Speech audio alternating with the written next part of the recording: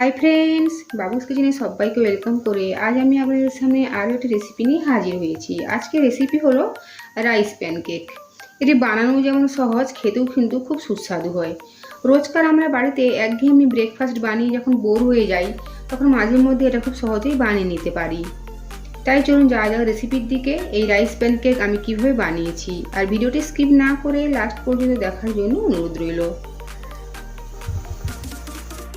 Rice pancake বানানোর জন্য আমি এখানে 1 বাটি চাল 5 ঘন্টার জন্য ভিজিয়ে রেখেছিলাম।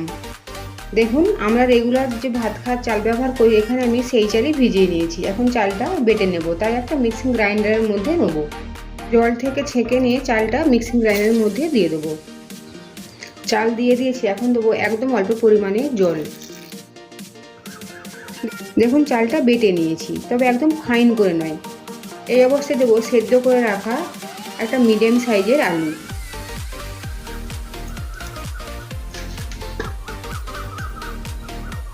দেবো একটা কাঁচা লঙ্কা, সাথে দেবো একদম অল্প পরিমাণে একটু জল। দেখুন, একদম ফাইন করে চাল আর আলু বেটে নিয়েছি। এখন একটা বড় পাত্রের মধ্যে ঢেলে নেব। দেখুন, ব্যাটারের কনসিস্টেন্সি আমার ঠিক এভাবে হয়েছে। এখন এই ব্যাটারের মধ্যে দেবো 2 চামচ সুজি।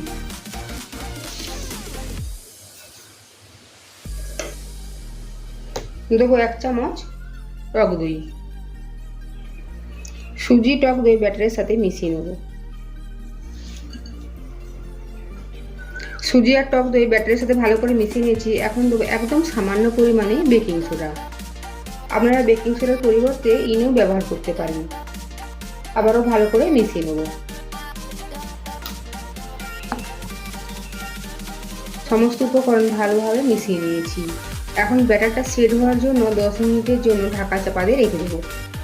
10 মিনিট পর ফিরে এসেছি। দেখুন, ব্যাটারটা সেট হয়ে গেছে খুব ভালোভাবে। এখন এই ব্যাটারের মধ্যে দেবো কিছু ভেজিটেবলস। দেবো একটা মিডিয়াম সাইজের কোচানো পেঁয়াজ, আর সাথে একটা কাঁচা লঙ্কা। একটা কাঁচা লঙ্কা আমি চালের সাথে বেটে নিয়েছিলাম, আর একটা কাঁচা লঙ্কা এখানে দিয়েছি। ঝালটা আপনারা আপনার পছন্দ মতো দেখে দেবেন। তো কোচানো গাজর, আমি গাজরটা হ্যান্ড চপারে চপ করে নিয়েছি। ছোট সাইজের একটা ক্যাপসিকাম, চপারে চপ করে নিয়ে বাঁধাকপি, 1 মুঠো ধনে পাতা, আদা রসুন বাটা মিলিয়ে 1/2 চামচ, দেবো স্বাদ মতো লবণ,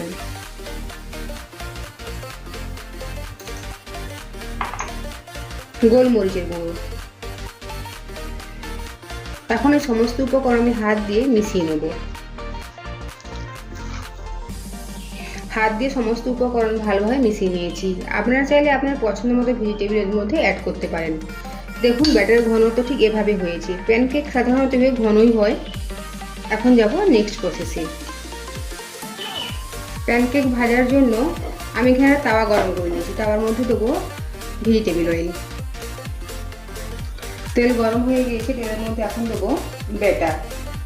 আমি চাটু দিয়ে এখানে 2 চাটু পরিমাণে ব্যাটার দেবো।